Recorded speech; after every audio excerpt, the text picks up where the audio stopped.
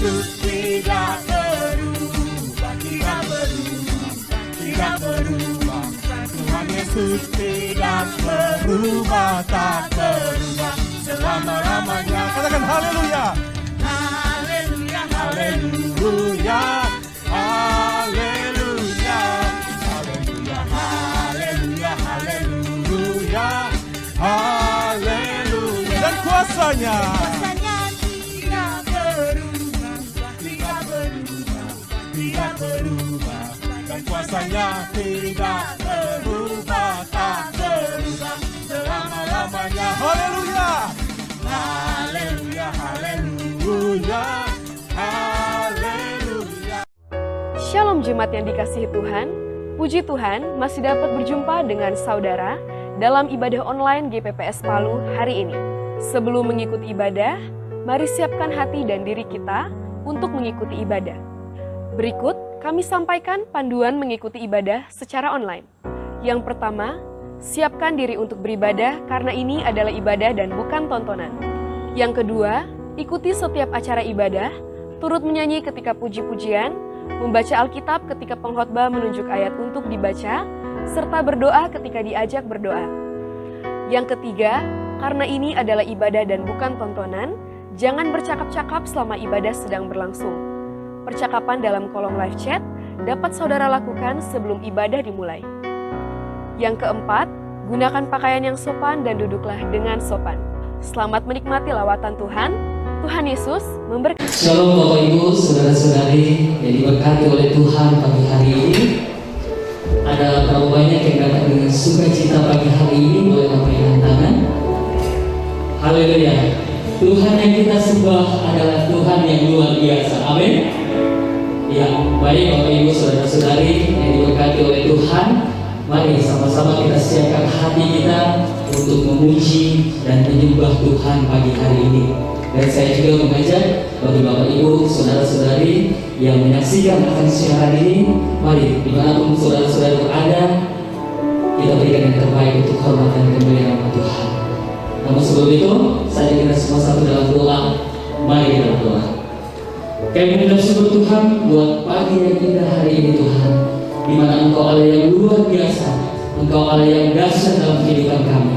Ya Bapa dalam kerajaan surga, pada pagi hari ini, sebelum kami menaikkan puji-pujian kami kepada Engkau, pengagungan kami kepada Engkau Tuhan, kami mohon ampun atas setiap pelanggaran tingkahku, perbuatan, pikiran, bahkan hati kami yang tidak berkenan di hadapan hadirat Tuhan. Kami mohon ampun dalam nama Tuhan Yesus Kristus.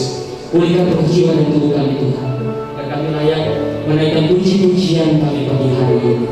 Ya Bapa dalam kerajaan surga, lalu juga kami menyerahkan buat saudara-saudari kami yang dalam perjalanan menuju kemari, biarlah Engkau sertai juga mereka sehingga boleh tiba di tempat ini tanpa kurang suatu apapun, sehingga kami boleh bersama-sama memuji dan memuliakan Tuhan. Kami serahkan akan ibadah ini dari awal pertengahan sampai akhirnya hanya boleh jadi di dalam nama Tuhan Yesus Kristus. Dan kami putuskan semua transfer yang mencoba mengganggu akan ibadah ini, apapun bentuknya, kami bersuruh manggil dalam nama Tuhan Yesus Kristus. Kami katakan hancurkan semuanya.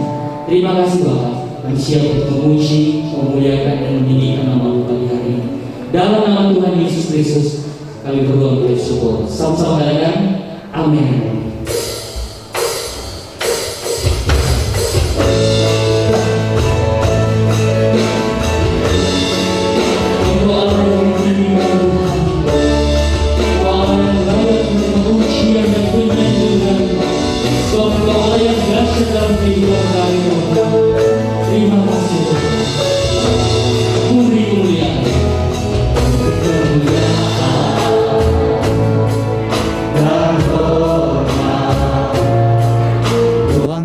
Suara pujian, ku agungkan namamu, ku beri kemuliaan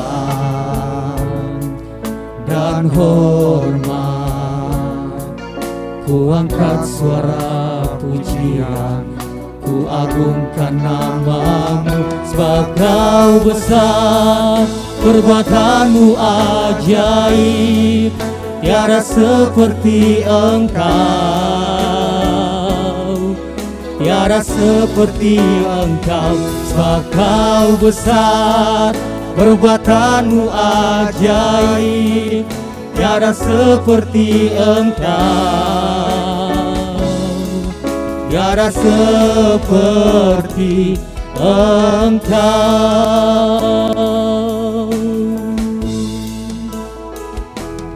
Ku beri kemuliaan dan hormat, ku angkat suara pujian, ku agungkan namamu. Ku beri kemuliaan dan hormat, ku angkat suara pujian, ku agungkan namamu. Sebab kau besar, perbuatanmu ajaib, tiada seperti Engkau, tiada seperti Engkau. Sebab kau besar, perbuatanmu ajaib, tiada seperti Engkau, tiada seperti Engkau. Saja kita semua bangkit berdiri. Ku beri kemuliaan Tuhan, ku beri kemuliaan dan hormat, ku angkat suara pujian, ku agungkan namamu. Ku beri kemuliaan dan hormat, ku angkat suara pujian, ku agungkan namamu. Sebab kau besar, perbuatanmu ajaib, tiada seperti Engkau, tiada seperti Engkau. Sebab kau besar, perbuatanmu ajaib, tiada seperti Engkau,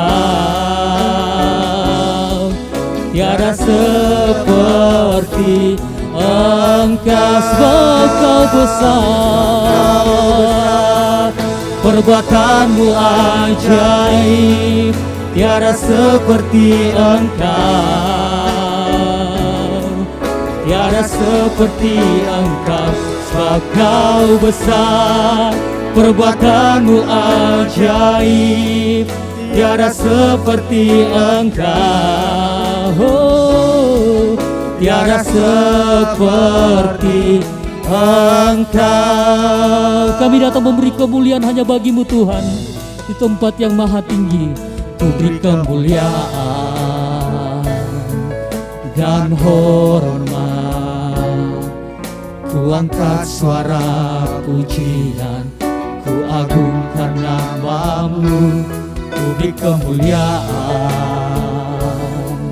dan hormat, ku angkat suara pujian, ku agungkan namamu. Sebab kau besar, perbuatanmu ajaib, tiada seperti Engkau,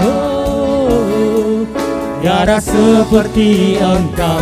Sebab kau besar, perbuatanmu ajaib, tiada seperti Engkau, tiada seperti Engkau. Sebab kau besar, naikkan seruan kita kepada Tuhan. Sebab Dia ajaib, Dia dahsyat dalam hikmat. Haleluya. Tiada seperti Engkau. Sebab kau besar, perbuatanmu ajaib, tiada seperti Engkau, tiada seperti Engkau. Sebab kau besar, perbuatanmu ajaib, tiada seperti Engkau, tiada seperti Engkau. Sebab kau besar, perbuatanmu ajaib, tiada seperti Engkau, tiada seperti Engkau, sebab Kau besar, perbuatanmu ajaib, tiada seperti Engkau, tiada seperti Engkau, sebab Kau besar, perbuatanmu ajaib, tiada seperti Engkau, tiada seperti Engkau, sebab Kau besar, perbuatanmu Amin. ajaib, tiada seperti Engkau, tiada seperti Engkau, tiada seperti Engkau, sebab Kau besar, perbuatanmu ajaib, tiada seperti Engkau, tiada seperti Engkau, tiada seperti Engkau, tiada seperti Engkau.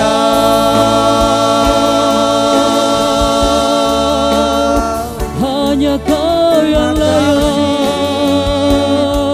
layak ditinggikan Tuhan, layak disembah, layak dimuliakan. Engkau Allah yang luar biasa. Kami memuji, meninggikan nama Tuhan. Engkau Allah yang kudus, Engkau Allah yang luar biasa, Yesus. Oh, Allah yang hidup,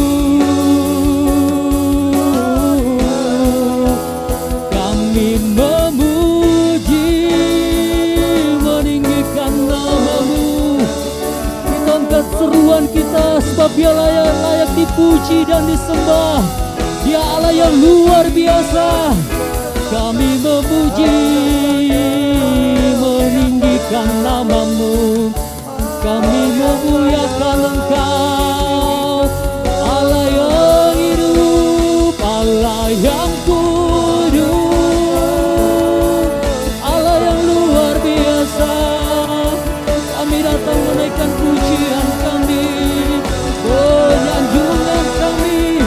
Engkau Allah yang agung, Engkau Allah yang kami sembah, Engkau Allah yang kami muliakan. Terima kasih, oh Yesus. Terima kasih buat kebaikan-Mu. Engkau kami puji, Engkau kami muliakan, sebab hanya Engkau yang layak dipuji. Naikkan seruan kita saudara, sebab Dia Allah yang luar biasa, Dia Allah yang dahsyat, Dia tidak pernah meninggalkan kita. Terima kasih Tuhan, kami bersyukur buat pagi hari ini.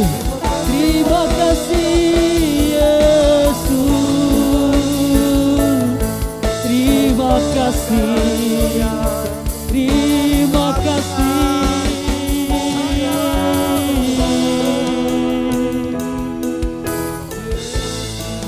Terima kasih Tuhan.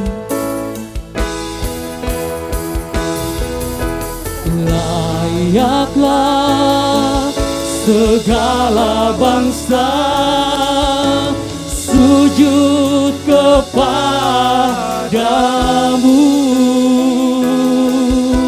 sebab Kau Allah yang kudus, layak disembah, layaklah segala bangsa sujud kepadamu, sebab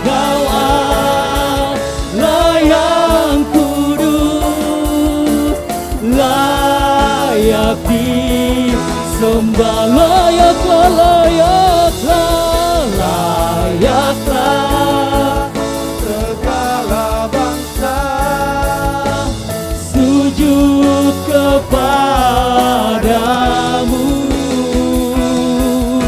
sebab Kau Allah yang kudus, layak disembah.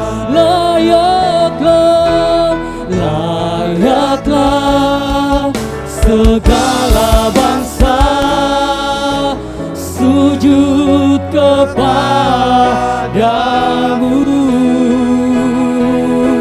sebab Kau Allah yang kudus, layak disembah. Layaklah, layaklah segala bangsa sujud kepadamu, sebab Kau Allah yang kudus, layak disembah. Sebab Kau Allah yang kudus, layak disembah. Sebab Kau Allah yang kudus, layak disembah.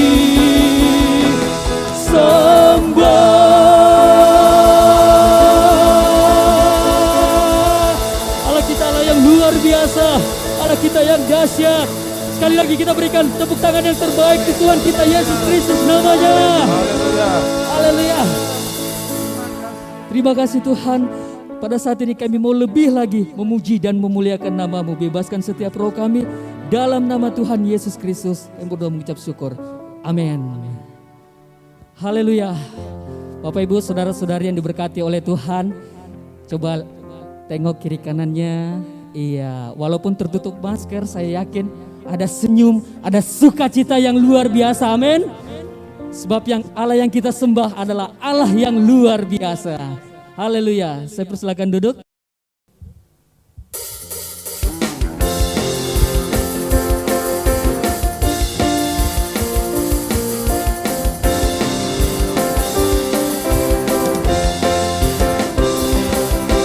Segala puji syukur hanya bagi-Mu Tuhan, sebab Kau yang layak dipuja. Kami mau bersorak, tinggikan nama-Mu. Haleluya. Segala puji syukur, segala puji syukur hanya bagi-Mu Tuhan, sebab Kau yang layak dipuja. Kami mau bersorak, tinggikan nama-Mu.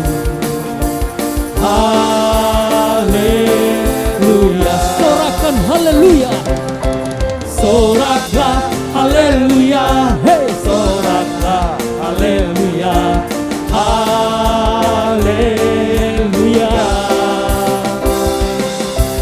Soraklah haleluya. Soraklah haleluya. Haleluya. Sekali lagi dong, saya undang kita semua bangkit berdiri. Syukur hanya bagi-Mu Tuhan, sebab Kau yang layak dipuja. Kami mau bersorak, kami mau bersorak, tinggikan nama-Mu. Haleluya. Soraklah haleluya. Soraklah haleluya. Soraklah haleluya. Haleluya. Soraklah haleluya. Soraklah haleluya. haleluya. Soraklah haleluya. Soraklah, haleluya. Soraklah, haleluya. Haleluya. Soraklah, haleluya. Hey, soraklah, haleluya. Haleluya. Haleluya.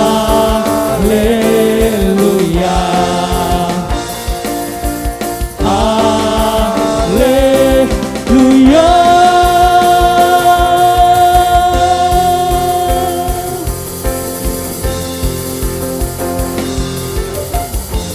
Ku mau selalu bersyukur sebab cintamu padaku takkan pernah berubah. Hatiku percaya walau bumi bergoncang, gunung-gunung beranjak, namun kasih setiamu tak pergi dariku.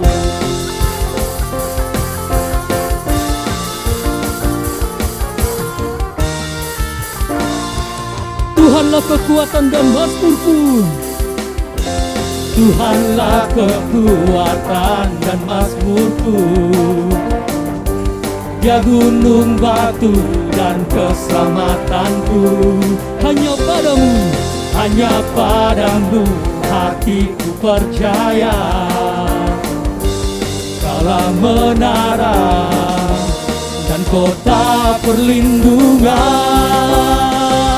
Ku mau selalu bersyukur Tuhan, selalu bersyukur sebab cintamu padaku takkan pernah berubah. Hatiku percaya, amin. walau bumi bergoncang, Gunung-gunung beranjak, namun kasih setiamu tak pergi dariku. Sekali lagi, Tuhanlah kekuatan dan mazmurku.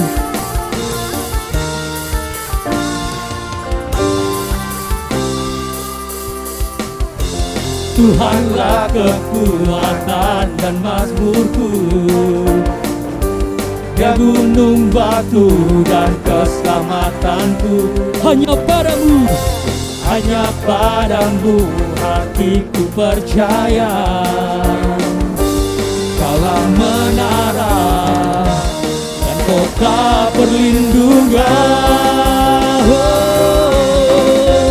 Ku mau selalu bersyukur sebab cintamu padaku takkan pernah berubah.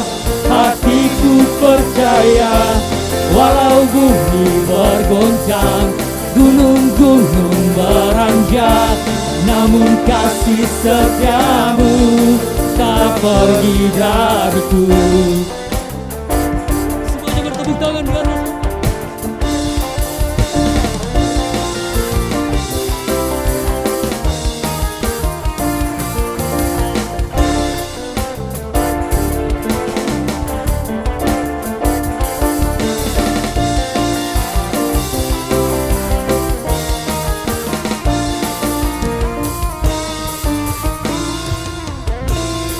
sama-sama kita serukan. Ku mau selalu bersyukur sebab cintamu padaku takkan pernah berubah. Hatiku percaya walau bumi bergoncang, gunung-gunung beranjak, namun kasih setiamu tak pergi dariku. Selalu bersyukur sebab cintamu padaku takkan pernah berubah. Hatiku percaya walau bumi bergoncang, gunung-gunung beranjak, namun kasih setiamu tak pergi dariku. Kasih setiamu tak pergi dariku. Kasih setiamu tak pergi dariku. Haleluya.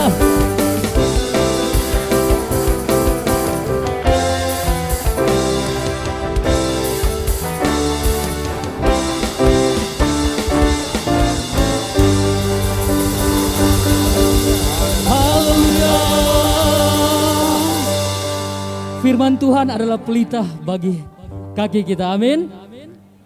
Mari terus kita memuji dan memuliakan Tuhan.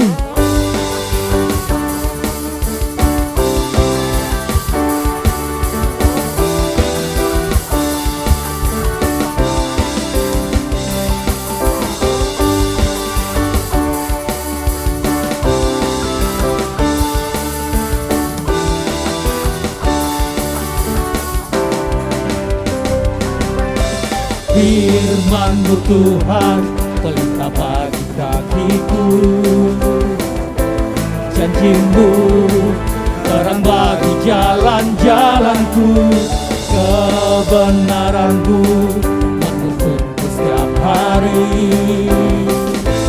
Ku menantikan, Ku beri kekuatan baru. Ku kan terbang, Ku kan terbang tinggi di awan bersama-Mu dalam kemuliaan. Sebab firman-Mu teguh menopang, ku kan aman dalam-Mu Tuhan.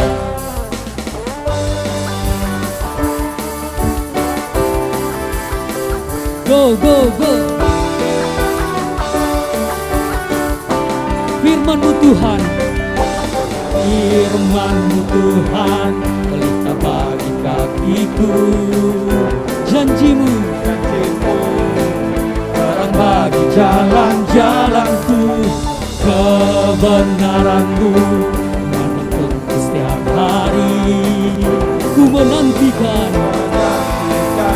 Beri kekuatan Semua tangannya dibentang, ku kan terbang. Ku kan terbang tinggi di awan bersama-Mu dalam kemuliaan. Sebab firman-Mu teguh menopang, ku kan aman dalam-Mu Tuhan. Jalan-Mu di atas jalan-jalanku, rancangan-Mu melebihi rancanganku. Firman-Mu sungguh tak membebaskanku, berjalan lebih tinggi, berjalan bersama-Mu.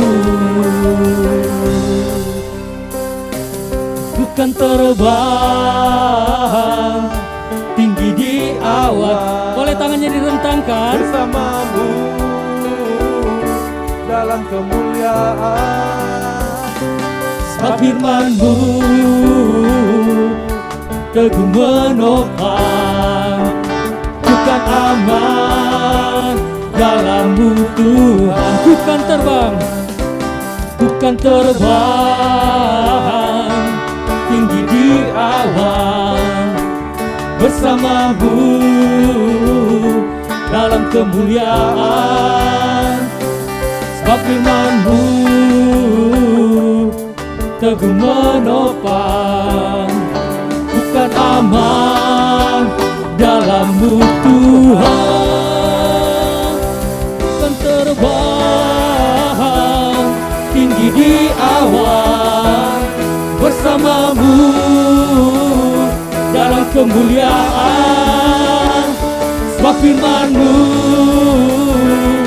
teguh menopang, ku kan aman dalam-Mu Tuhan. Ku kan aman dalam-Mu Tuhan. Ku kan aman dalam-Mu Tuhan.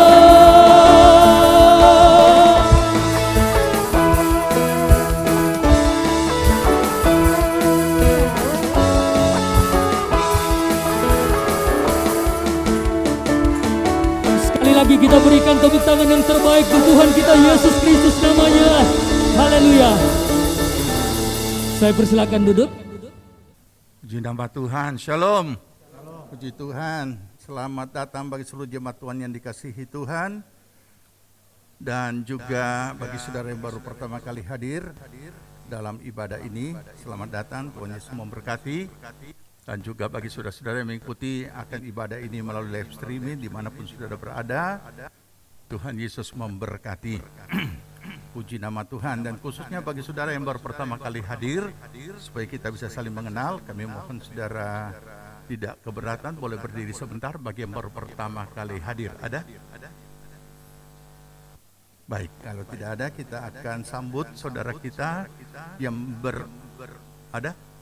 yang berulang tahun. Akan kita doakan. Yang saya sebutkan namanya, silakan berdiri. Pertama yaitu Yulia Bala, Karen Gracia Untu, Yeksi Salade, Rizka Yohanes, Heri Yones, Gerson Untu, Cumoy, Herlin Sinta, Cupoco, Seli, Olivia Tania. Banyak sekali yang ulang tahun. Silakan. Ada yang hadir? Ya, maaf. Silau. Ya, puji Tuhan. Di luar juga ada? Oke, kita berdoa ya. Bapa di sorga, kami datang ke hadirat-Mu menaikkan pujian syukur. Terima kasih buat segala kemurahan pengasihan Tuhan. Dan secara khusus bersama dengan saudara-saudara kami yang berulang tahun, kami datang menaikkan pujian syukur. Kiranya Tuhan Engkau tilik akan segala keadaan mereka. Terima kasih tambahan usia yang Tuhan sudah karuniakan. Kiranya ini akan membawa mereka semakin memahami makna kehidupan mereka sebagai orang percaya. Engkau memberkati pribadi, rumah tangga, keluarga, usaha, pekerjaan, pelayanan, pertumbuhan rohani mereka semuanya diberkati Tuhan. Buatlah berhasil segala apa yang mereka kerjakan, dan biarlah Roh Kudus menuntun mereka mencapai seluruh rancangan Allah yang Tuhan telah tetapkan bagi setiap kehidupan mereka. Terpujilah nama Tuhan, pertolongan, perlindungan dari segala yang jahat dihalaukan semuanya dalam nama Tuhan Yesus, dan berkat Allah turun atas mereka. Dalam nama Tuhan Yesus kami mengucap syukur. Amin. Mari sama-sama kita siapkan diri kita untuk menerima firman Tuhan pagi hari ini. Kita naikkan pujian ini.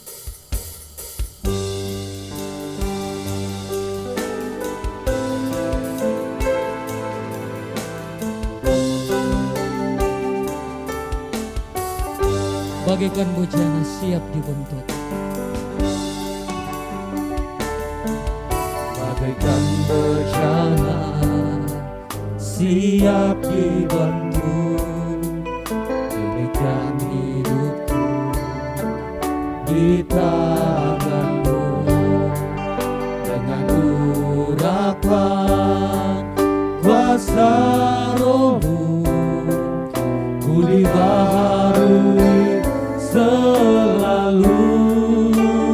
Jadikanku Allah dalam rumah-Mu. Inilah hidupku di tangan-Mu. Bentuklah seluruh kehendak-Mu, pakailah sesuai rencana-Mu. Ku mau seperti-Mu Yesus,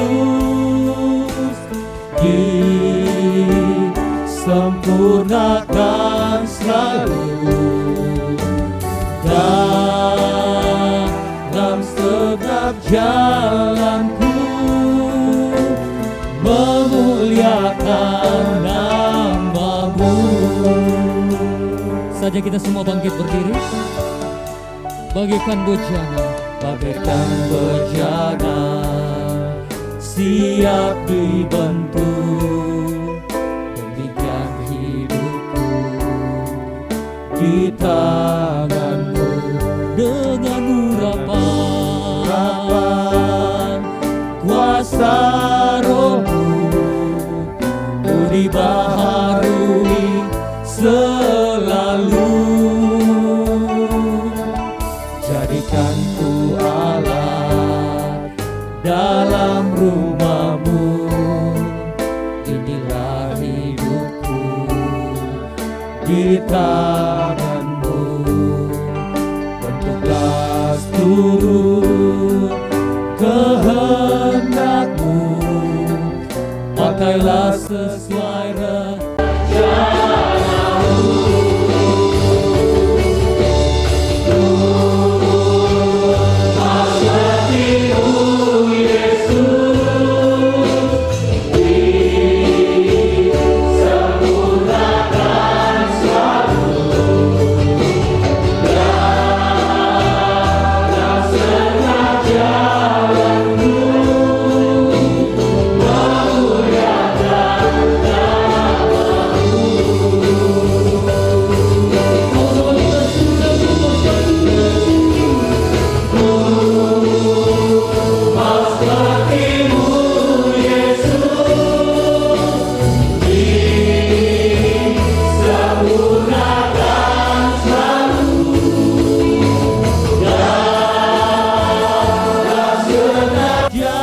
jalanku, memuliakan namamu. Ku mau sepertimu, Mau sepertimu Yesus, disempurnakan selalu dalam setiap jalanku, memuliakan namamu. ku mau sepertimu, Mau sepertimu Yesus, amin. disempurnakan selalu dalam setiap jalanku, memuliakan namamu, memuliakan namamu, memuliakan namamu. Terima kasih Tuhan Yesus.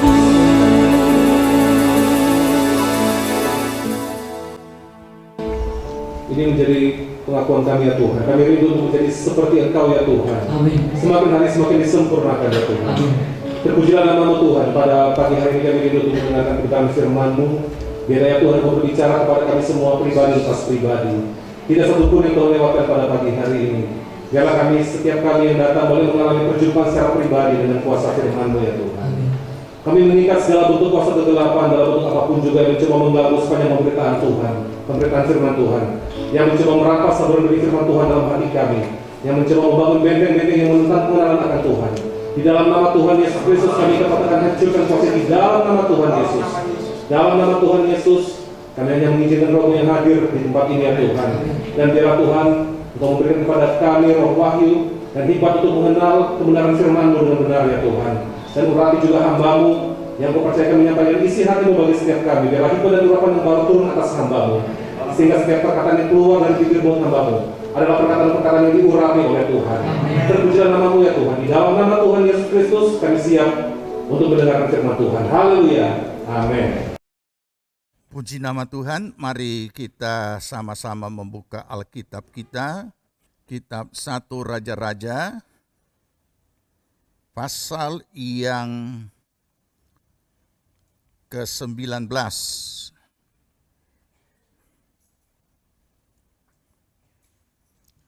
1 Raja-Raja pasal yang ke-19, mulai ayat yang pertama dan beberapa ayat yang akan kita baca.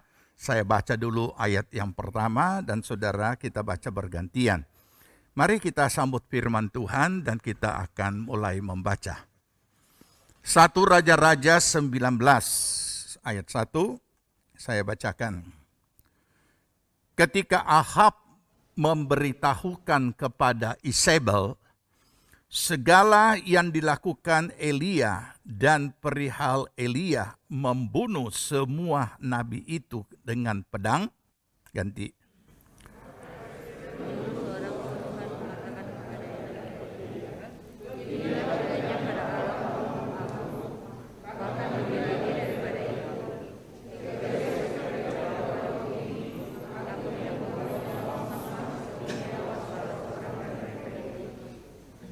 Maka takutlah ia, lalu bangkit dan pergi menyelamatkan nyawanya.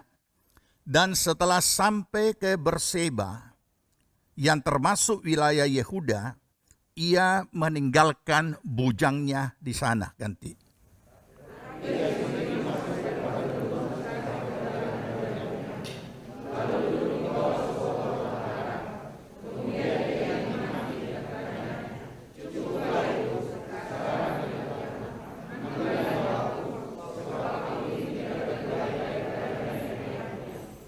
Puji Tuhan, sampai di sini lebih dulu kita baca, silakan duduk.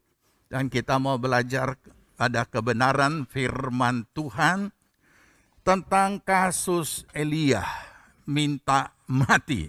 Ya, jadi ya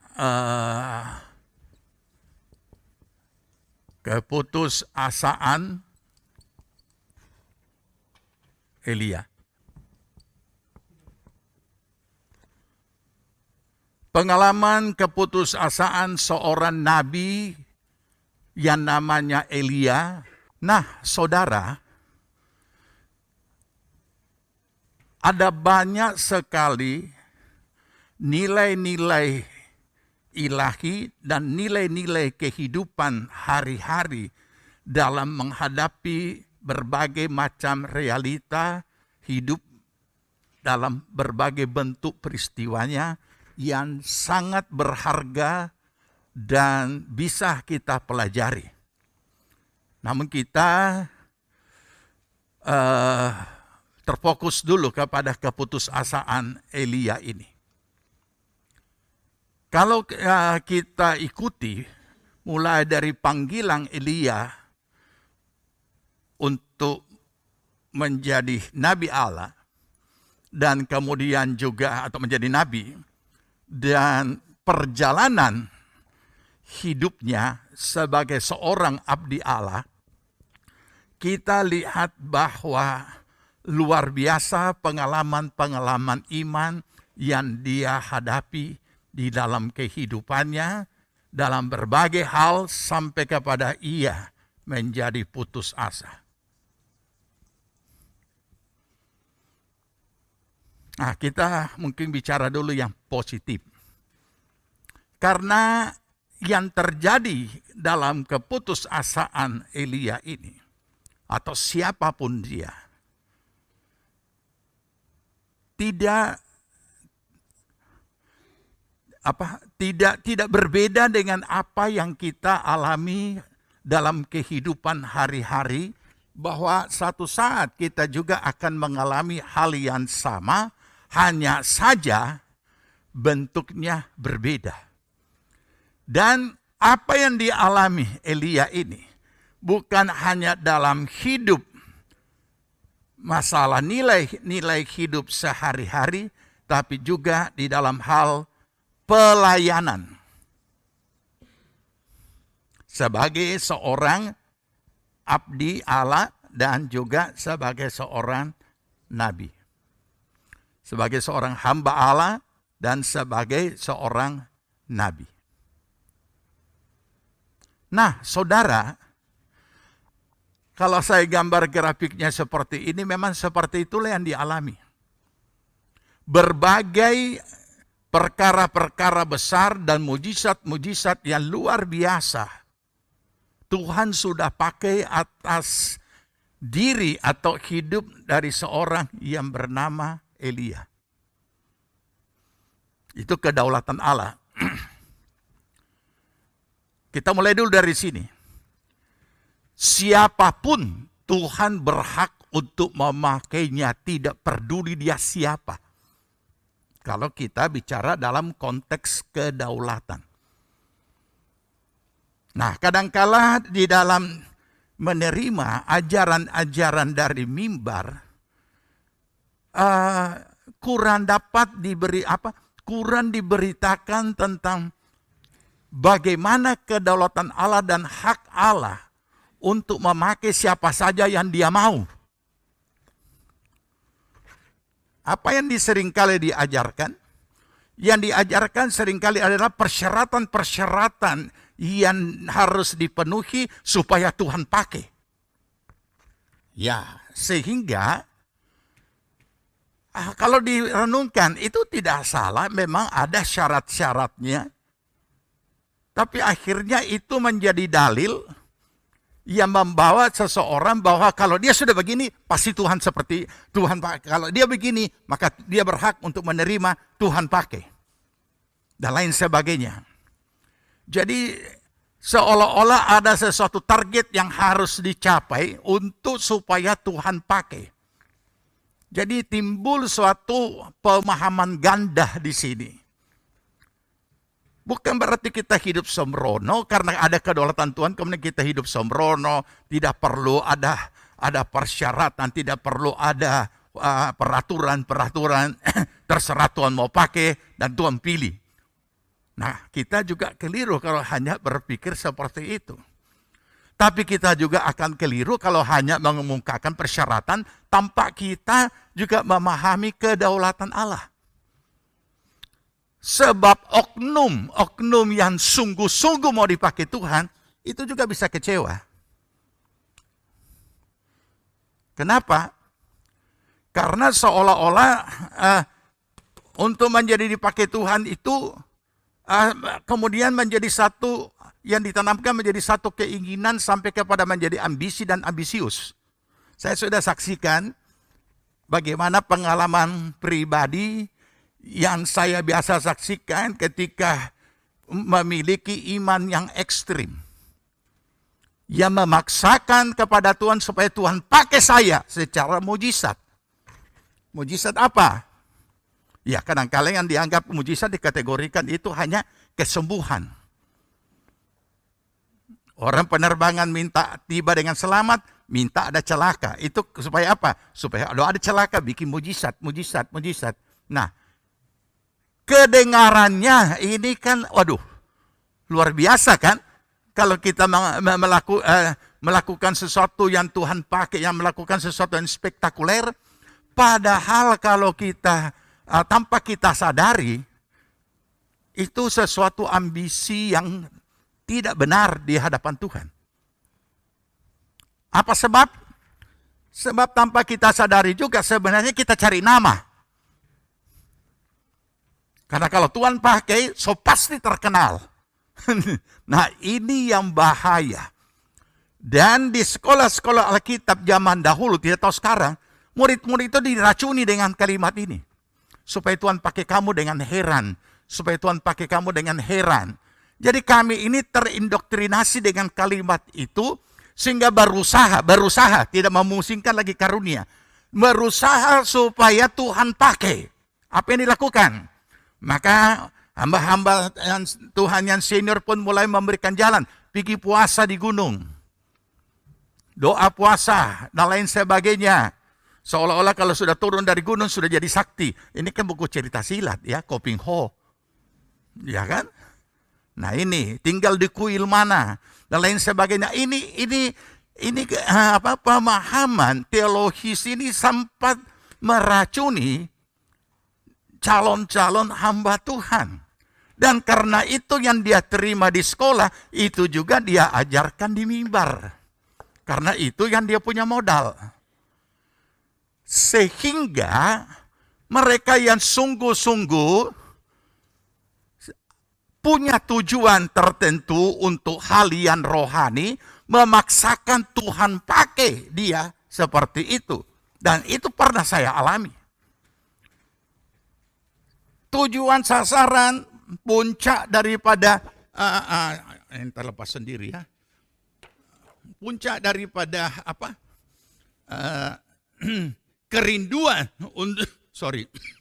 untuk hal-hal rohani pribadi ataupun pelayanan supaya Tuhan pakai dengan heran. Artinya pelayanan yang mengagumkan banyak orang. Pelayanan yang mengagumkan banyak orang. Sekarang pertanyaannya, kalau pelayanan saudara mengagumkan banyak orang, siapa yang terkenal? Kita pakai bahasa rohani untuk kemuliaan Tuhan, untuk kemuliaan Tuhan. Ya Tuhan tidak kelihatan, tapi siapa yang kelihatan? Oknum diri. oknum diri kita yang kelihatan. Nah ini saudara yang sangat berbahaya. Nanti kita akan temukan, ternyata Elia juga seperti itu. Tapi sebentar. Jadi, apa yang dialami, kalau kita katakan itu dalam konteks prestasi Elia, sampai prestasi rohani dan pelayanannya, sampai ke puncak, tiba-tiba jatuh. Mungkin kita mengatakan, di mana kejatuhan Elia? Dia tidak bersinah. Saya mau tanya, memangnya kejatuhan itu cuma sinah? Dan saya juga heran, sampai sekarang gereja Tuhan mengelompokkan bahwa kejatuhan itu hanya perbuatan sinah. Aneh, padahal banyak sekali jenis kejatuhan. Minta mati, apa bukan kejatuhan? Nah sebentar ya, minta matinya sebentar. Jadi kita lihat, mujizat demi mujizat, perkara-perkara yang besar, dia alami pribadi, dan juga dialami dan dilihat oleh orang lain. Nah itu, kalau kita katakan prestasi. Kalau kita mau istilahkan secara istilah umum, karir. Walaupun pelayanan itu bukan karir. Tapi paling tidak itu kita cuma pinjam istilah-istilahnya. Luar biasa. Dia di puncak karirnya, tiba-tiba tumbang. Terus siapa kita yang mau menghakimi Elia mengatakan dia tumbang? Ya kita baca saja Alkitab. Kita renungkan saja, minta mati itu dosa tidak? Minggu lalu kita belajar, 2 minggu lalu kita belajar tentang siapa yang minta mati. Yunus. Melanggar, menerobos, menjebol kedaulatan Tuhan. Karena soal mati dengan hidup itu di tangan Tuhan. Masih dikasih hidup. Belum lama ulang tahun dinyanyikan panjang umurnya.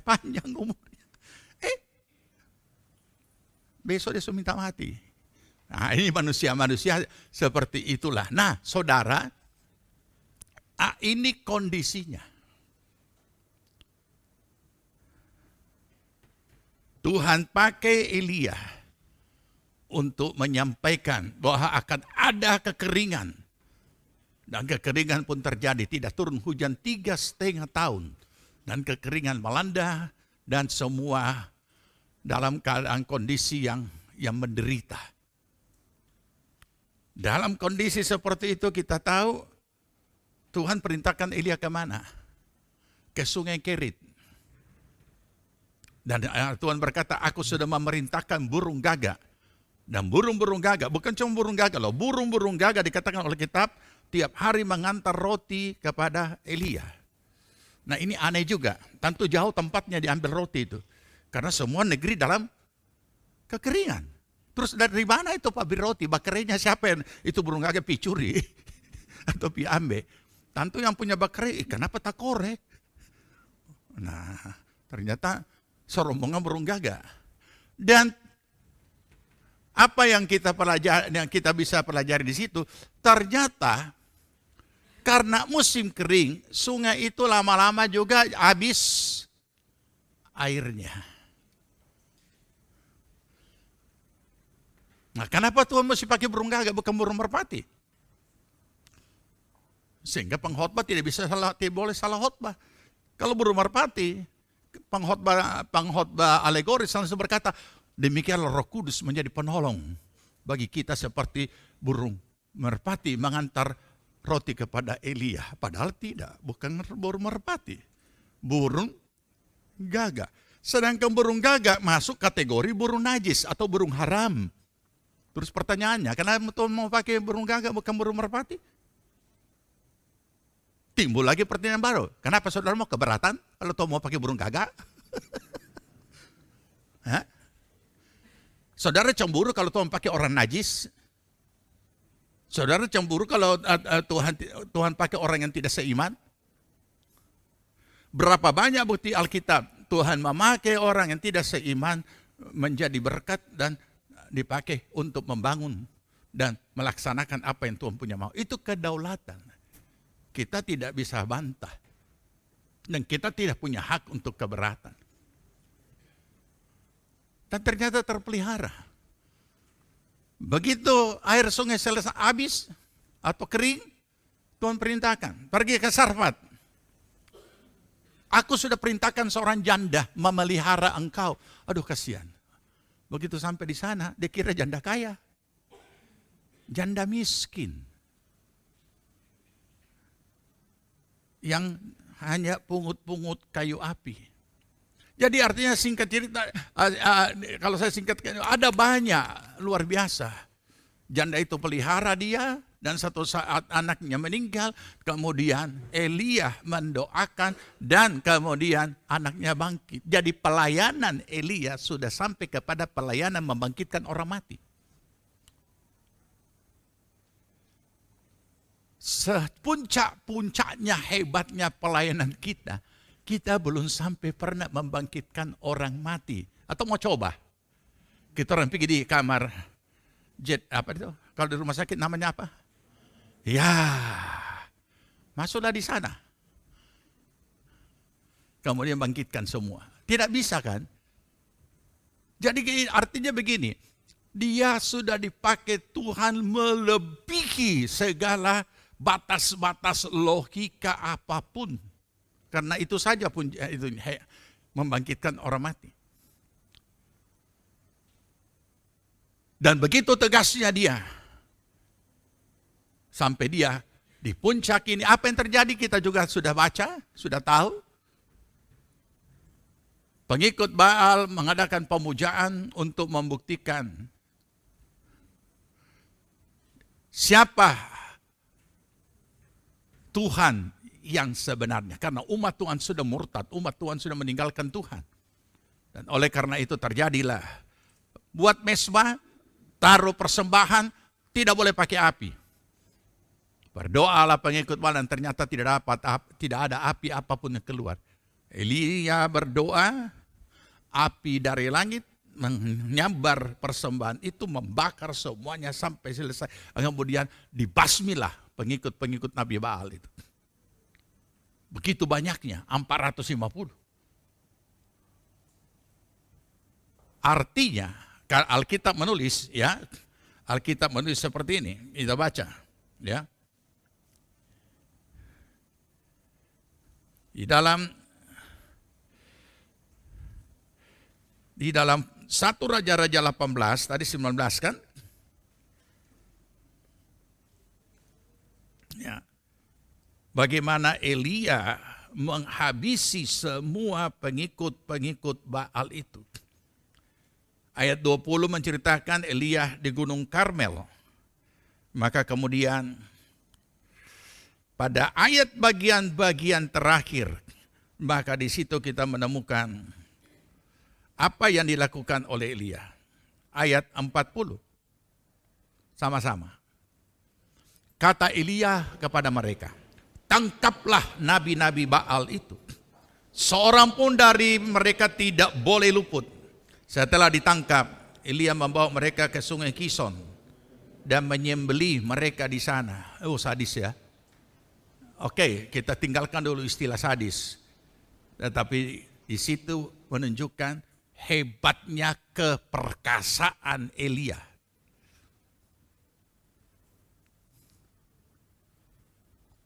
Apakah masalah sudah selesai? Ya, inilah yang akan kita pelajari juga. Apa yang kita temukan di sini?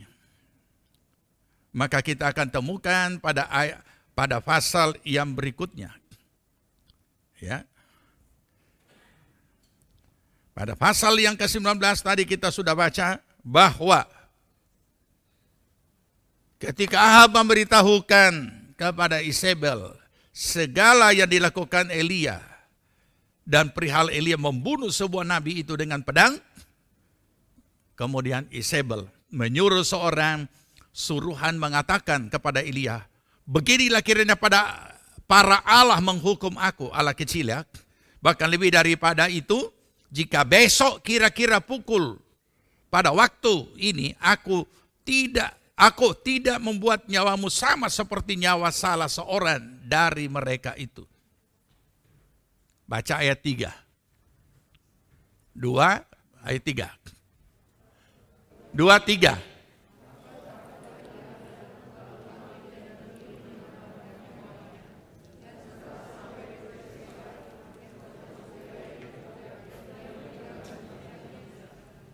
Ya, 450 dia sembelih. Itu berhadap-hadapan. Kita bicara tentang keperkasaan. Tapi ini cuma kirim suara. Kirim pesan. Siapa yang kirim? Isabel. Seorang perempuan. Maka Alkitab tulis apa? Takutlah ia. Maka takutlah ia. Bukan cuma takut. Ia bangkit dan pergi menyelamatkan nyawanya dan meninggalkan bujangnya. Ini yang saya suka, saudara. Bukan ketakutan Elia yang saya suka. Ini yang saya kagumi Alkitab karena semuanya dibuka. Keperkasaan yang kelihatan begitu hebat, ternyata nyali tidak ada terhadap ancaman seorang perempuan. Ketakutan inilah yang membuat ia lari dan meninggalkan pengawalnya. Kalau kita pakai bahasa yang lebih keren, atau bujangnya, atau pembantunya, atau yang mengikut, atau pengawalnya. Apa yang dia lakukan? Menyelamatkan diri sendiri. Mari kita sadari bahwa siapapun kita masih selalu saya tekankan, kita manusia lahiriah. Sebagai orang percaya, tetap manusia lahiriah yang punya iman di dalam Yesus Kristus. Ini konteks sekarang. Sebaliknya, iman kita di dalam Yesus Kristus ada pada diri manusia lahiriah.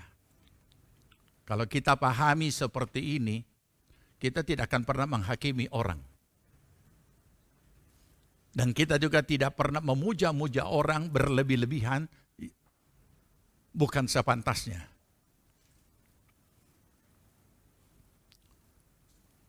Ini yang perlu kita sadari. Itu sebabnya Tuhan selalu mengingatkan pada kita supaya kita sebagai orang percaya yang masih manusia lahiriah ini tetap hidup dengan iman.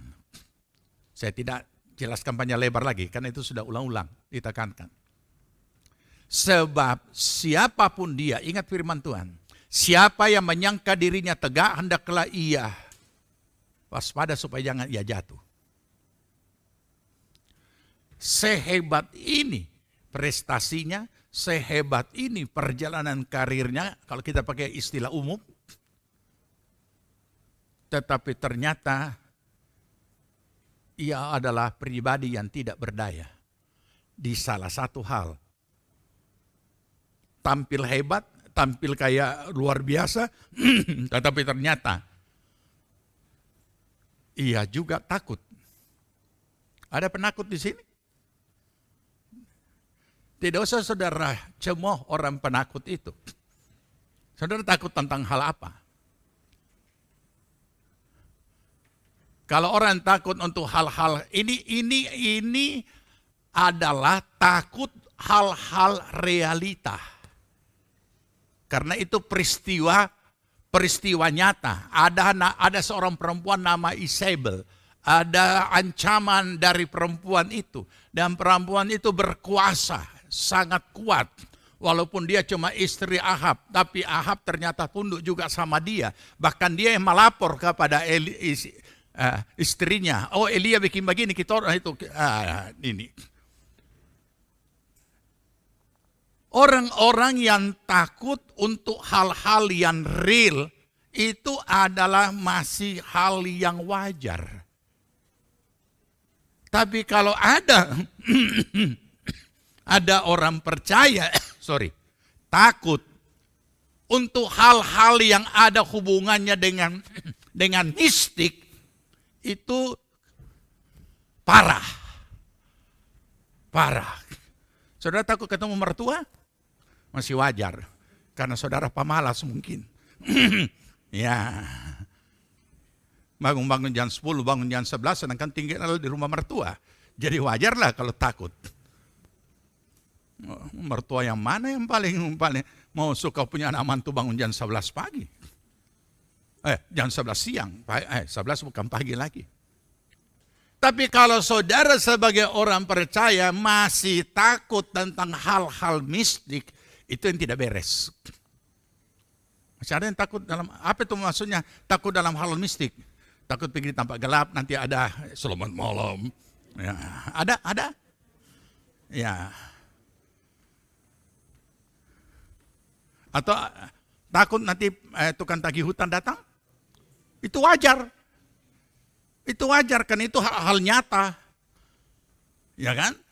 Tapi kalau ada orang percaya hal nyata, kenapa? Aduh, kalau dia datang lagi, pas-pasin lagi kosong. Ya, jelas.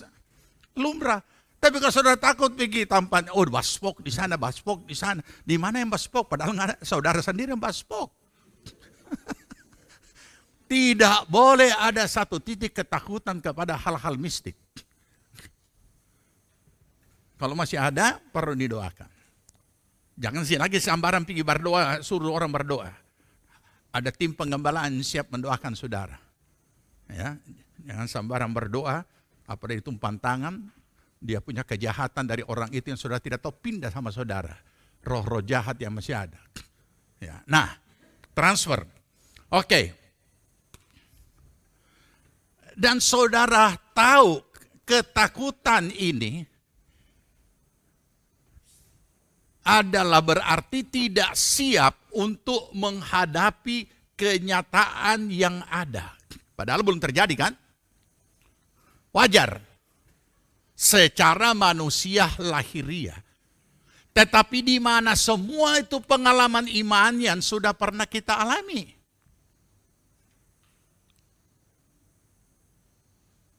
Ia sudah pernah dipakai luar biasa. Terus di mana semua pengalaman iman itu? Di mana semua kuasa Allah yang dia sudah pernah alami, sehingga dia bukan cuma takut, dia masuk sampai kepada puncak daripada ketakutan itu, dan dia protes Tuhan. Adik, ayat 4. Ayat 4, baca sama-sama ya. 2, 3. Tetapi ia sendiri masuk ke padang gurun, lanjut.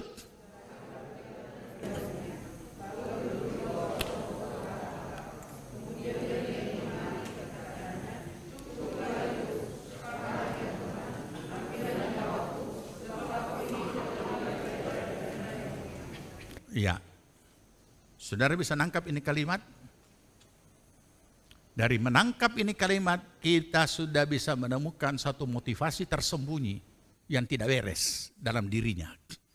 Yang ada kalanya tanpa kita sadari kita miliki ini. Perhatikan, puncak daripada ketakutan itu ia minta mati. Tapi aneh, ia protes Tuhan dulu. Cukuplah itu Tuhan. Cukup, sekarang ya Tuhan, ambillah nyawaku. Ini doa-doa yang menerobos kedaulatan Tuhan. Banyak orang, sebagian orang merasa bangga ketika bisa bikin doa-doa klaim. Cukup. Perhatikan ya, di mana tersembunyi motivasi itu.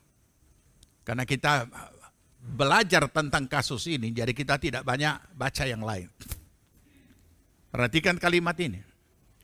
Cukuplah itu sekarang. Cukuplah itu. Sekarang ya Tuhan, ambillah nyawaku. Baca sama-sama.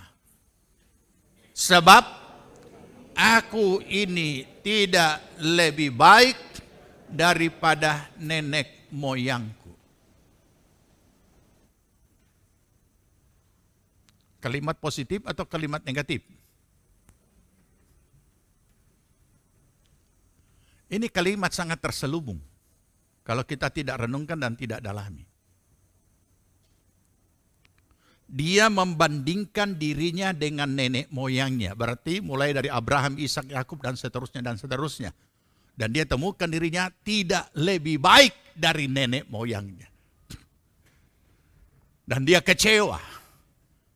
Dia kecewa karena dia tidak lebih baik, paling tidak sama, tapi ternyata tidak lebih baik daripada nenek moyangnya. Dan ia minta mati.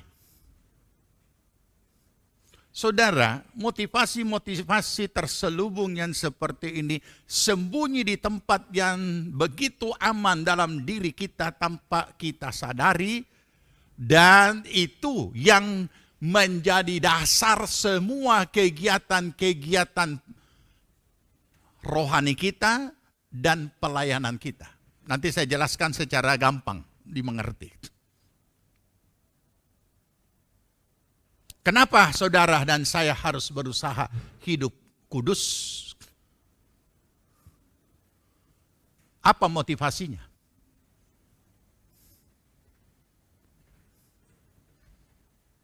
Harus kita temukan.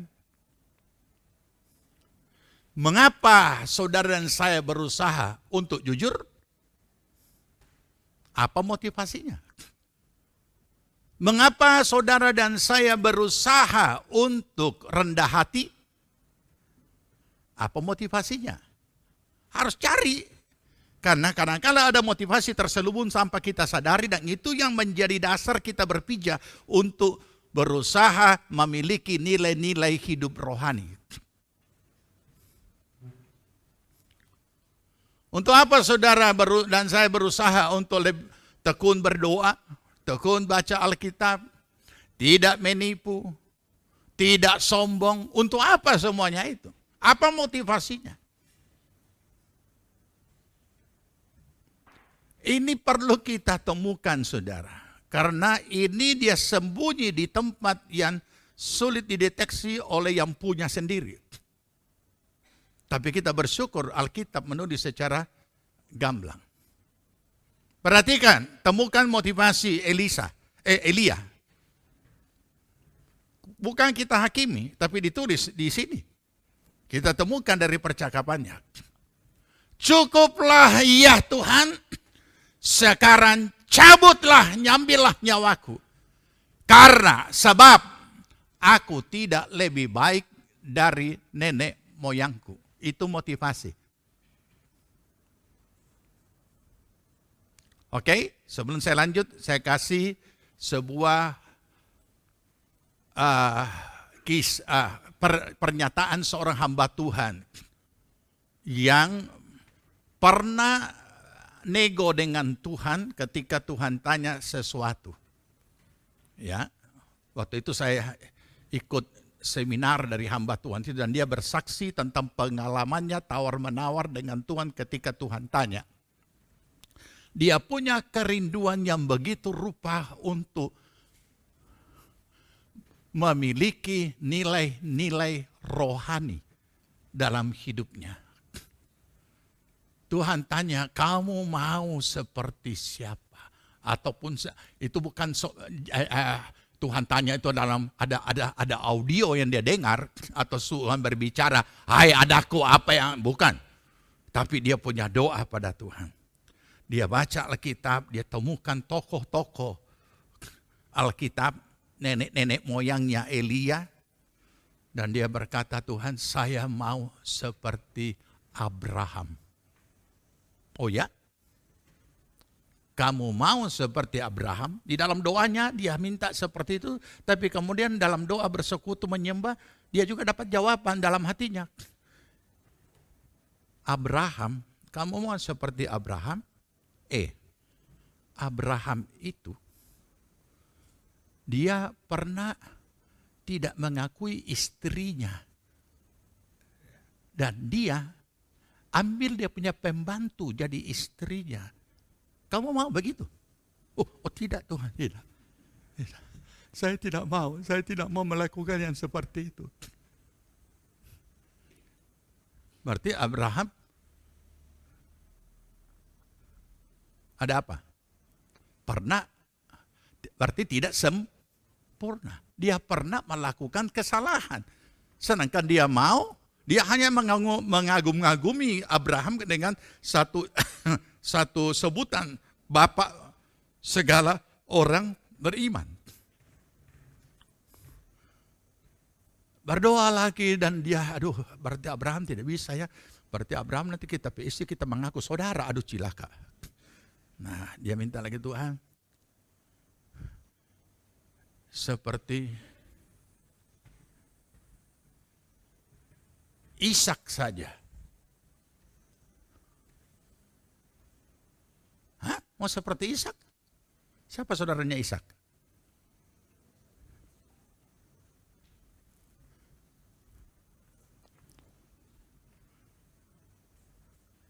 Dan ternyata Tuhan juga menyampaikan apa yang kurang padanya. Satu demi satu dia minta mau seperti Yakub. Turun lagi. Mau seperti Yakub. Hah? Seperti Yakub. Yakub itu dia tipu DP saudara. Dan arti kata Yakub apa? Apa arti kata Yakub? Apa? Terus siapa di sini nama Yakub? Itu nama tidak bagus ya? Karena arti kata Yakub apa? Bukan main, tapi dorong bangga. Nama Yakub Martino. Aduh, itu sama dengan apa? Nah, ini contoh. Jangan sambar ambil nama. Oke. Dia ini lagi. Kalau begitu tidak Tuhan, saya mau yang pokoknya yang tidak jadi ini kalau kita tidak pernah menipu orang, kita berusaha untuk tidak menipu. Daud perkasa. Oh, mau jadi Daud. Itu Daud tukang intip orang mandi dan diambil orang istri. Nah, itulah kejujuran Alkitab. Saudara, jadi kembali kepada pertanyaan tadi. Kita berusaha kudus, berusaha baik, berusaha memiliki nilai-nilai rohani dengan segala macam namanya. Itu motivasinya apa? Aku lebih mati karena aku tidak seperti nenek moyangku. Ini motivasinya sudah tidak benar. Makanya beberapa hari yang lalu kita sudah baca di dalam Roma 8, ya kan? Bahwa semua orang yang dipanggilnya dari semula sudah ditetapkannya untuk menjadi serupa dengan anaknya. Jadi tidak ada yang dapat kita mau jadi apa selain hanya satu, menjadi seperti Yesus. Karena itulah destinasinya, itulah tujuannya, itulah puncaknya, itulah terakhirnya. Jadi jangan mau seperti siapapun. Karena semua manusia ada kekurangan, ada kelemahan. Dan itu berarti kalau kita mau seperti ini, berarti ada motivasi terselubung yang tanpa kita temukan. Kita hanya mau jadi seperti si A, jadi seperti si B. Kita berusaha hidup kudus karena bukan untuk supaya kita disebut orang kudus, tapi karena memang itu ketetapan Tuhan. Kita berusaha untuk ada pengendalian diri, bukan supaya orang puji kita, orang rasa kita bagus orangnya itu, dia tidak emosi. Tapi memang kita harus seperti, bukan untuk supaya kepujian. Bukan supaya kita membandingkan diri kita dengan si A, si B, si C, dan lain-lain. Karena itu sangat berbahaya. Nah inilah Elia. Dia menemukan dirinya ternyata dia tidak seperti nenek moyangnya. Dia menemukan dirinya bahwa ternyata dia menemukan tapi tidak bisa menerima bahwa ternyata dia panako. Dia menemukan tapi tidak bisa menerima bahwa dia itu ternyata bukan gagah perkasa. Kenapa dia bisa begitu hebat? Dengan berbagai pengalaman-pengalaman yang luar biasa dari pelayanannya. Hanya karena Tuhan yang pakai dia. bukan karena dia punya kehebatan tertentu.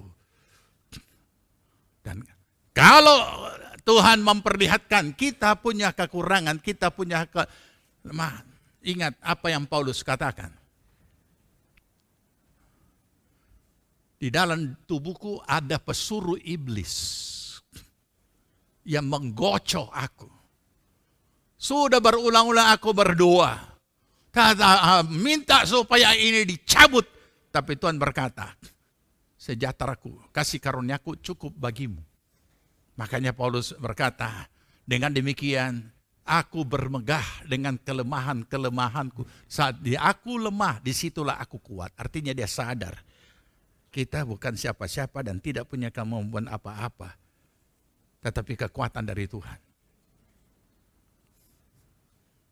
Mari kita sadari akan hal ini. Kita lanjut sedikit. Apakah keputusasaan ini Tuhan bisa terima? Apakah keputusasaan ini Tuhan mempunyai satu dispensasi atau oh yo kita mengerti kan? Ya. Tapi mari kita lihat dan pelajari. Ayat 5. Sudah dia menyampaikan ambillah nyawaku. Ayat 5 kita baca. Sesudah itu ia berbaring dan tidur di bawah pohon arar itu. Tapi tiba-tiba seorang malaikat menyentuh dia serta berkata kepadanya, bangunlah, makanlah. Ketika ia melihat sekitarnya, maka pada sebelah kepalanya ada roti bakar dan sebuah kendi berisi air. Lalu ia makan dan minum, kemudian berbaring pula. Atau lanjutkan tidur.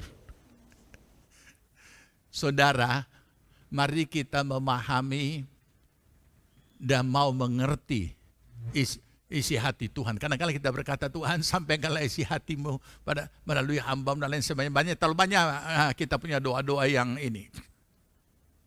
Tetapi kenyataannya itu akan dapat kita pahami kalau kita diperhadapkan dengan realita-realita kehidupan hari-hari. Karena disitulah tempatnya Tuhan membentuk kita, membentuk saudara dan saya untuk memahami apa yang menjadi kehendaknya. Satu saat kita berdoa dan berkomunikasi dan tahu juga menyembah Tuhan, ada ilham-ilham roh yang kita peroleh dalam hal kehidupan kita dan menjalani hidup kita. Tapi jangan kita anggap bahwa itu hanya sekedar ilham saja, tapi itu akan menjadi kenyataan, itu akan hadir. Firman, saya selalu ulangi, firman itu hidup dan dia akan hadir dalam berbagai bentuk peristiwanya. Nah, oleh karena itu, setelah dia menyampaikan ini kepada Tuhan, sama biasa kan, kalau orang putus asa itu tidak ada hati untuk mau pasiar. Biar dibawa mana saja, ke tur kemana, tidak ada obatnya kalau orang sudah putus asa seperti selain minta mati. Jadi tidak heran dia tidur. Kasih bangun, luar biasa, Tuhan masih pelihara. Kita juga di dalam kondisi-kondisi seperti itu, pemeliharaan Tuhan ada. Kasih bangun, suruh makan. Nah, perlu kita pahami saudara. Ketika kita menghadapi saat-saat yang seperti itu, adalah saatnya untuk kita belajar memahami apa kehendak Tuhan. Saya sudah ingatkan dalam satu kalimat.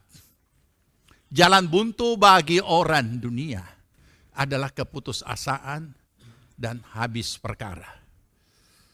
Tapi jalan buntu atau keputusasaan bagi orang percaya adalah kesempatan memperbaiki penyerahan diri kepada Tuhan. Karena lewat penyerahan diri kepada Tuhan, disitulah kita menyerah dan belajar apa maunya Tuhan. Dia kira selesai. Tuhan mengerti. Tuhan mengerti. Yang biasa bahasa mimbar. Apa tuh lagunya Tuhan? Tuh dia mengerti apa? Coba saya ingat kalimatnya. Nah, apa? Ya, jadi lagunya segala percobaan yang karena Tuhan mengerti kita tidur ulang. Ya kan? Nah, dia tidur ulang. Oke, kita lihat. Oh iya, sudah tidurnya mari kita lihat. Ayat 7. Ini hati-hati menyanyi ini. Apanya? Bagaimana? Dia mengerti ya? Ya, Allah peduli lah mengerti segala halan. Padahal Tuhan tidak berurusan dengan persoalan. Tuhan berurusan dengan orang yang punya persoalan. Persoalan adalah persoalan. Ya, jadi saya juga heran nih nyanyian-nyanyian. Ya. 7. Mari. Tetapi malaikat Tuhan datang untuk apa? Untuk kedua kalinya dan menyentuh. Sekarang sudah disentuh dia. Serta berkata, bangunlah, makanlah. Sebab kalau tidak perjalananmu nanti terlalu jauh bagimu. Ini jawaban yang tidak diharapkan. Karena dia minta apa? Dia minta mati. Kalau mati berarti selesai sudah semua toh. Tapi ternyata malaikat bilang perjalananmu. Aduh. Kalau Tuhan so angkat kita so di sorga, so namanya ini malaikat. Ini katakan perjalanan masih jauh, pergumulan masih banyak. Dan nanti kita lihat, dia punya jauhnya perjalanannya itu berapa lama, jauhnya di mana, berapa jauh. Kemudian, ini dia ayat 8, ya sampai sini dulu. Maka bangunlah ia, lalu makan dan minum, dan oleh kekuatan makanan itu, ia berjalan 40 hari 40 malam lamanya sampai ke gunung Allah, yakni gunung berapa jauh itu? Kemampuan kita jalan cuma 12 jam ya. Kira-kira seperti itu dalam satu hari. Saya jalan di hutan rimba Papua, pernah pengalaman satu kali 12 jam. Berangkat pagi, jam 6 tiba jam 6 di tempat tujuan. Aduh, luar biasa capeknya. Berapa lama ada jalan? Itu naik di gunung Wana dan Loje tidak ada papanya. Ya. Sedangkan pulang sudah pucat-pucat semua. Loyo. Nah ini 40 hari 40 malam. Pernah saudara dapat jawaban seperti ini? Mungkin jawab peristiwanya bukan seperti ini. Dan kalimatnya bukan seperti ini. Tapi yang jelas inti daripada isi dikatakan. Perjalananmu masih jauh.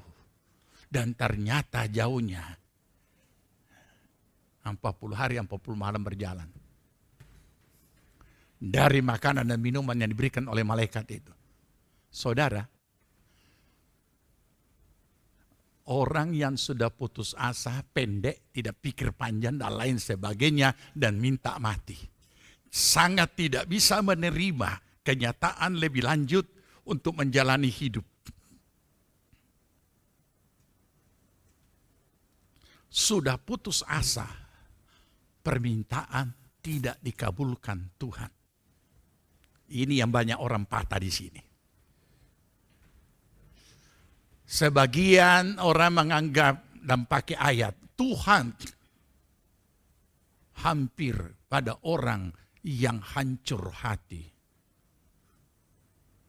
Ya memang, makanya dikunjungi.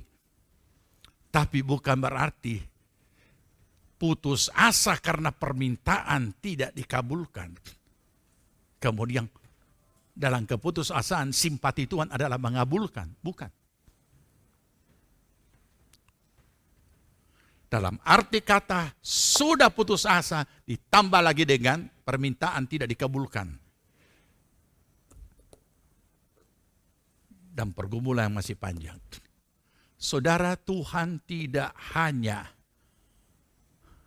menyampaikan itu, tetapi Tuhan tahu segala keberadaan kita, kapan saat hidup berakhir, sampai di mana.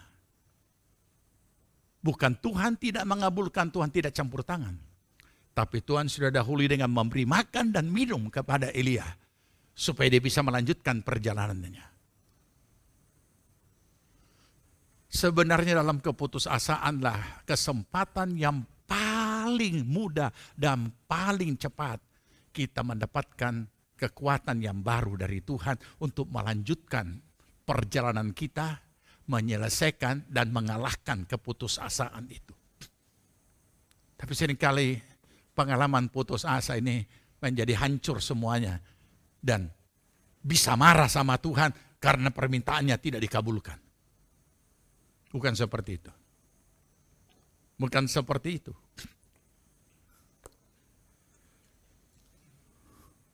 Tapi ternyata setelah sampai di sana, Elia tidak lanjut. Tidak lanjut apa tugasnya.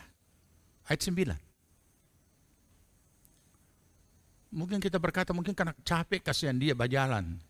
Tapi kita baca tadi ayat, dia berjalan dengan kekuatan makanan dan minuman dari malaikat itu. Ayat 9. Kita baca, 2-3. Di sana, masuklah ia ke dalam sebuah gua dan bermalam di situ. Maka firman Tuhan datang kepadanya demikian. Baca, kuat-kuat.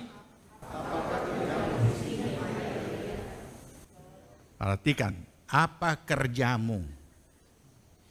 Aduh, kenapa Tuhan tidak sangat tidak mengerti ya? Kita kasihan putus asa Tuhan. Kenapa orang yang kita suka orang so ambil, dia so pergi. Nah, macam-macam keputusasaan itu kan. Bisa karena patah hati, bisa karena PHK, bisa karena bakal laki bini. Apa macam-macam keputusan. Artinya keputusan itu puncak daripada suatu peristiwa yang sudah tidak bisa teratasi dengan cara sendiri. Putus asa. Ingat, jangan pernah angkat tangan dan menyerah kepada situasi, kondisi, keadaan, dan peristiwa apapun yang menghancurkan hidup kita.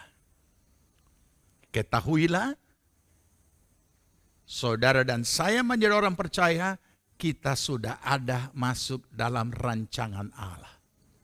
Tuhan tidak pernah tinggal diam.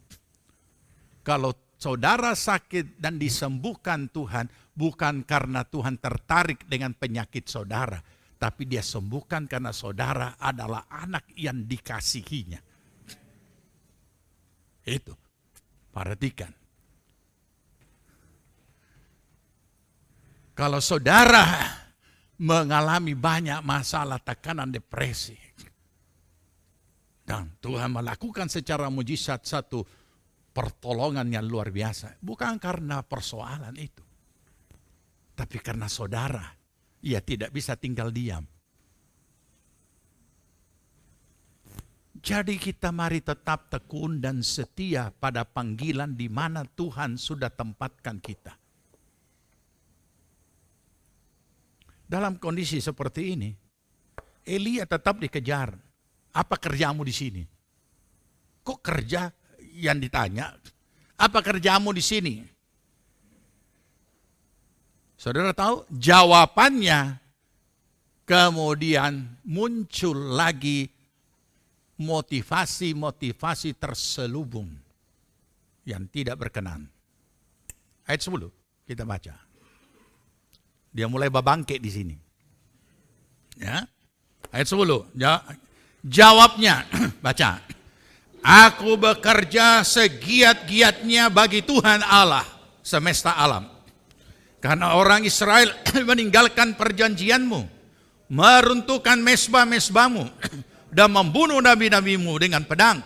Hanya aku seorang dirilah yang masih hidup, dan mereka ingin mencabut nyawaku. Oh, hebat ya. Sudah bisa temukan motivasi terselubung.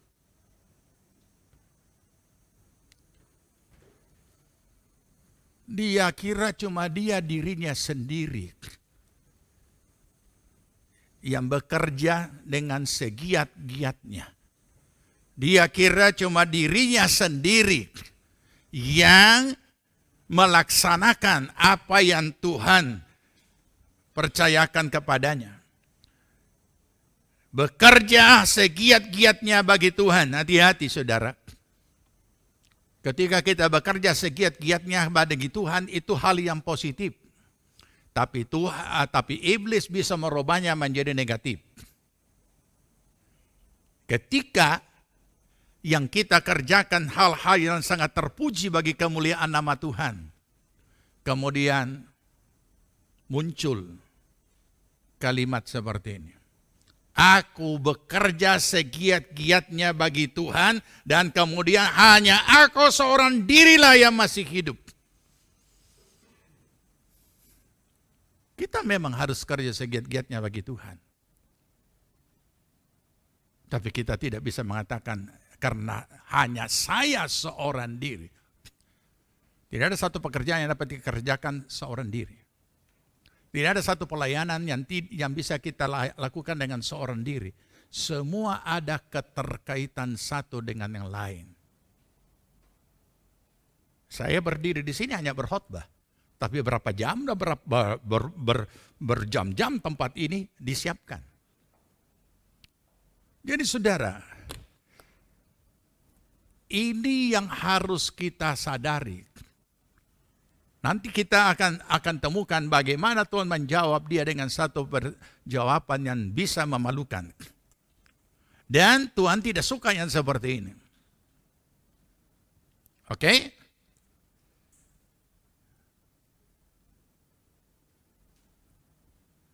Apa? Ditanya lagi. Ya. Lalu berfirmanlah Tuhan kepadanya. Keluarlah, ayat 11. Dan berdiri di atas gunung itu. Di hadapan Tuhan. Maka Tuhan lalu, atau Tuhan lewat, angin besar dan kuat yang membelah gunung-gunung dan memecahkan batu-batu. Bukit-bukit batu. Mendahului Tuhan. Tapi Tuhan tidak ada. Tapi tidak ada Tuhan dalam angin itu. Dan sesudah angin itu datanglah gempa. Tapi tidak ada Tuhan dalam gempa itu. Dan sesudah gempa datanglah api. Tapi tidak ada Tuhan dalam api itu. Dan sesudah api itu datanglah bunyi angin sepoi-sepoi basah. Saya tidak akan uraikan gempa, angin deras dan lain sebagainya, atau angin sepoi-sepoi. Tetapi perhatikan ayat berikutnya dan kita akan temukan. 13 sama-sama. Segera sesudah Elia mendengarnya, yaitu angin sepoi-sepoi ini, ia menyelubungi mukanya dengan jubahnya, lalu pergi keluar dan berdiri di pintu gua itu. Maka datanglah suara kepadanya yang berbunyi, apa kerjamu di sini, Elia? Saudara, apa maksudnya? Ada angin kencang, ada angin, ada gempa, ada apa, dan angin sepoi-sepoi. Dan ternyata begitu dengar angin sepoi-sepoi, dia tahu ada Tuhan di situ. Artinya harus belajar mengenal kehadiran Tuhan. Memiliki satu kepekaan untuk dapat tahu. Dan dia sujud.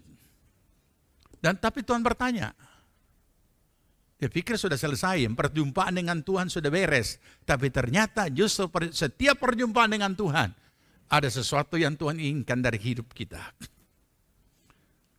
Dia ulang lagi. 2 kali, 14. Ya.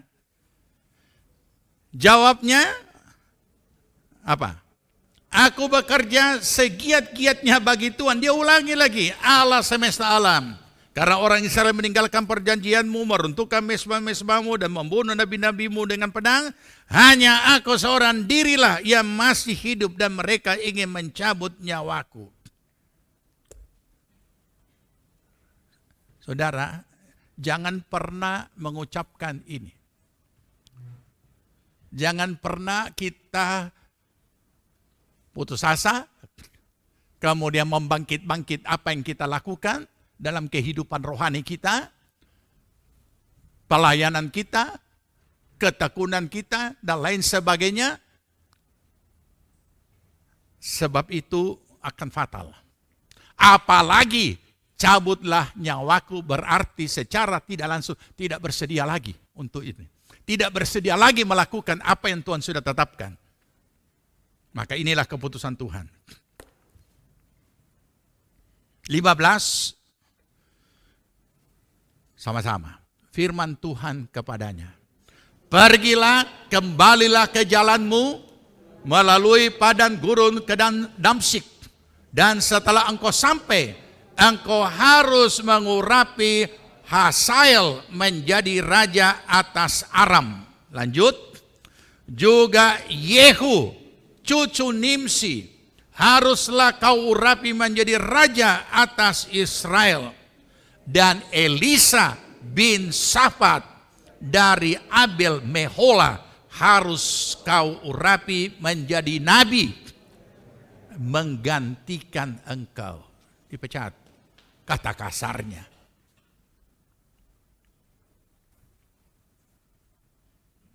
Saudara, ini perlu kita renungkan.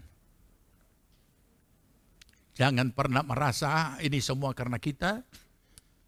Di satu saat, jangan merasa kita kemudian tidak mau lagi lanjut dalam menjalani kehidupan kita dengan apa yang Tuhan percayakan, bahkan apa yang sedang kita hadapi, apalagi membiarkan keputusasaan menguasai kita sampai kita minta mati. Sebagian orang tidak memahami dan tidak menemukan ini. Bahwa akibat daripada ini, Tuhan menggantikan Elia dengan Elisa. Orang hanya sampai kepada terkagum-kagum yang sering dibahasakan di mimbar. Terkagum-kagum Elia berangkat ke sorga dengan naik kereta api. Bukan kereta api yang bukan. Ya. Tapi mereka tidak menemukan. Ini yang jadi penyebab. Ini yang membuat Tuhan menetapkan ganti. Kalau di dalam dunia sekuler, copot jabatan, ganti nabi. Kalau istilah pemerintahan, reshuffle.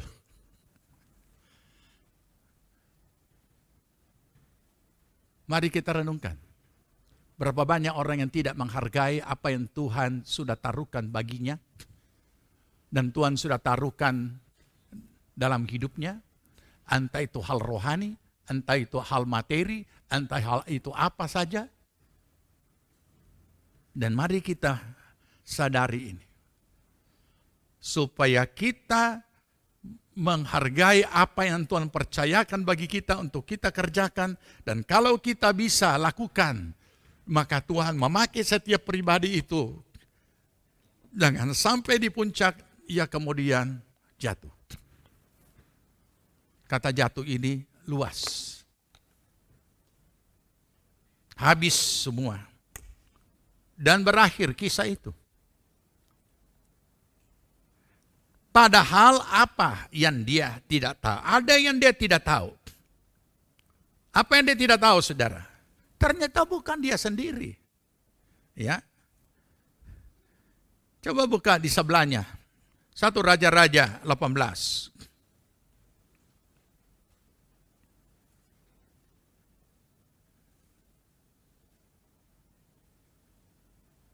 Sudah?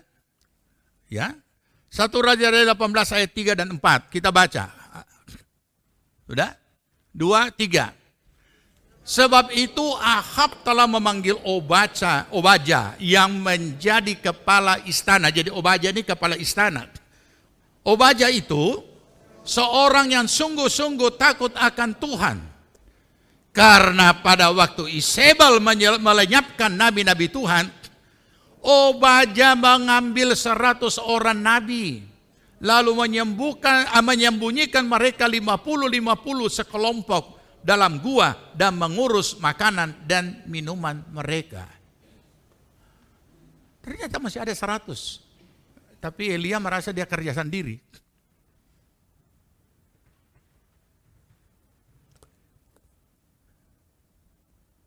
Hal-hal yang seperti inilah perlu kita pelajari untuk kita temukan apa yang harus kita kerjakan. Apa yang Tuhan sudah tetapkan, apa yang Tuhan sudah percayakan, apa yang Tuhan inginkan kita kerjakan. Baik dalam konteks pribadi, keluarga, usaha, pekerjaan maupun juga dalam konteks pelayanan. Mari kita cermati, kita akan temukan hal-hal seperti ini dalam pengalaman hidup kita hari-hari. Supaya jangan sampai keputusasaan Elia selesai dan Tuhan katakan urapi itu Elisa.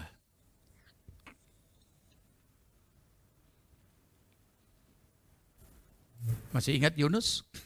Langsung habis cerita kan? Ketika dia Tuhan berkata, layak engkau marah? Layak, aku marah sampai mati. Habis cerita sampai di situ. Tidak ada lagi ayat berikutnya. Jadi saudara, ini menjadi pembelajaran. Kalau boleh kita kalimatkan, walaupun itu manusiawi, ternyata putus asa itu juga dosa ya.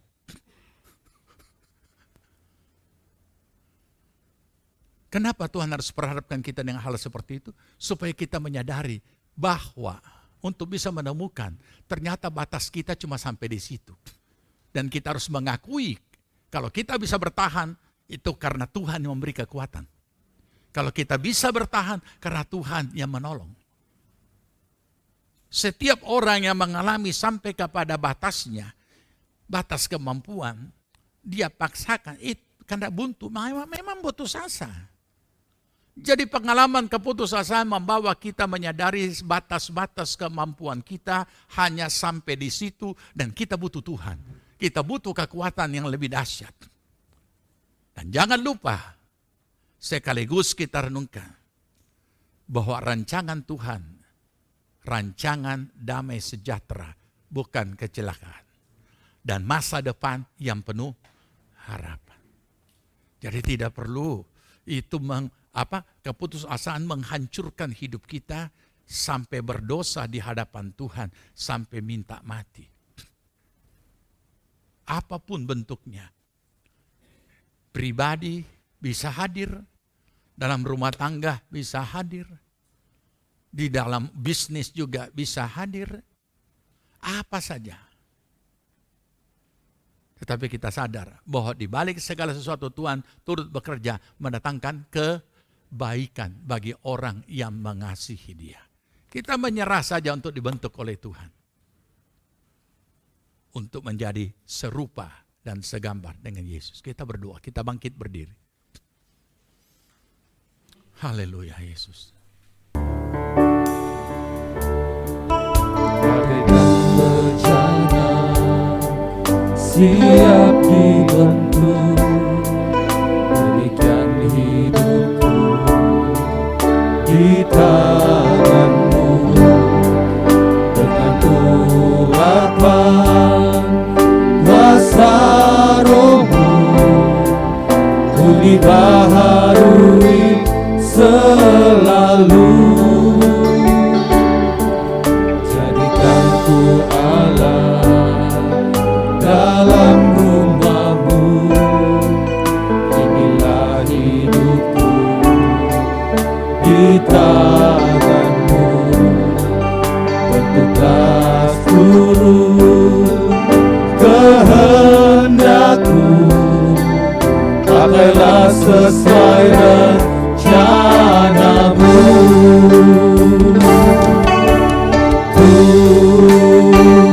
Mau seperti-Mu Yesus,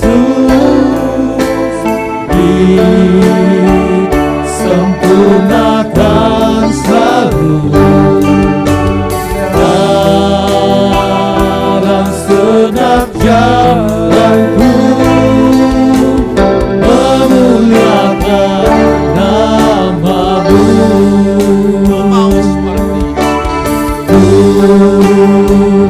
Mau seperti-Mu Yesus, disempurnakan selalu dalam segenap jalanku, memuliakan nama-Mu, memuliakan nama-Mu, memuliakan nama-Mu.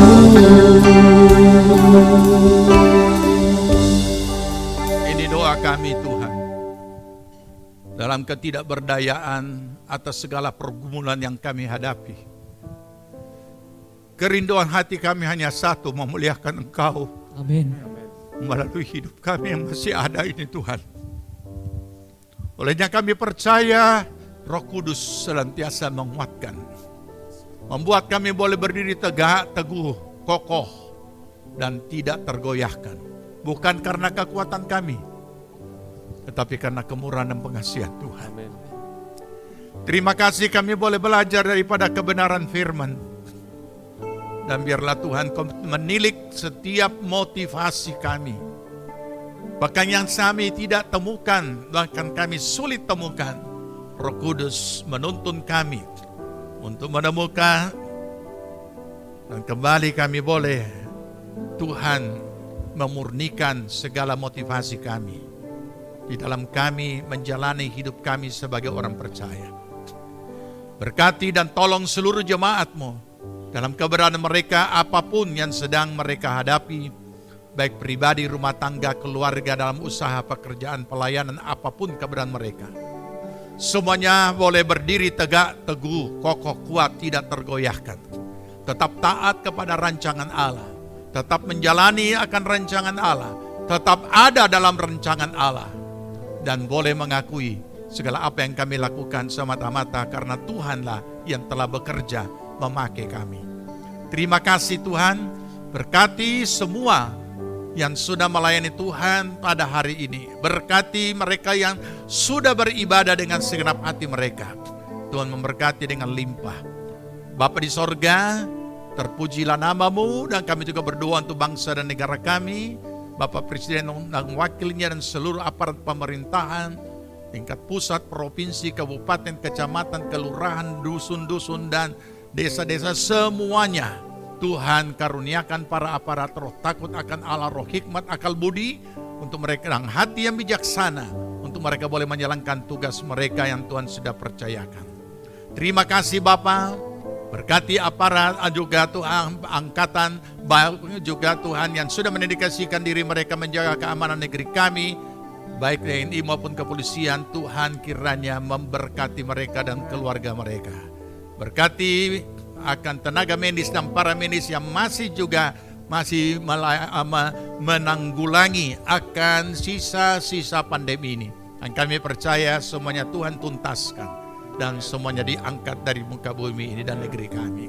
Terima kasih Bapa di sorga.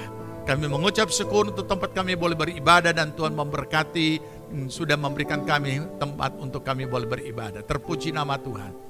Berkati mereka yang sudah mengambil bagian dalam pembangunan gereja apapun bentuknya, partisipasinya, Tuhan berkati kembali. Juga Tuhan, segala apapun yang sudah dilakukan bagi jemaat-Mu, Tuhan memberkati berlipat kali ganda. Jemaat Tuhan yang dikasihi Tuhan, terimalah berkat damai sejahtera dari Tuhan Yesus Kristus, kecintaan Allah Bapa dan dalam persekutuan Roh Kudus adalah kiranya tinggal menyertai kita sekalian.